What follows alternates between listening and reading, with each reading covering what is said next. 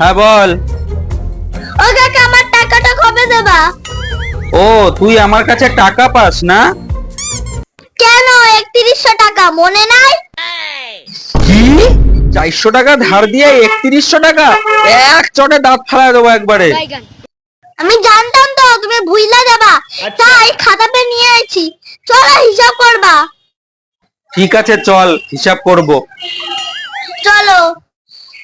প্রথমে কত টাকা দিছিলা? প্রথমে 250 টাকা নিছিলাম। अच्छा 250। তারপর কত নিছিলা? তারপর 150 টাকা নিছিলাম। চল এবার হিসাব করি। 0 0 5 5 10, 2 আর 1 3 হলো। তাহলে হলো তো 3100 টাকা। কেন মরি না?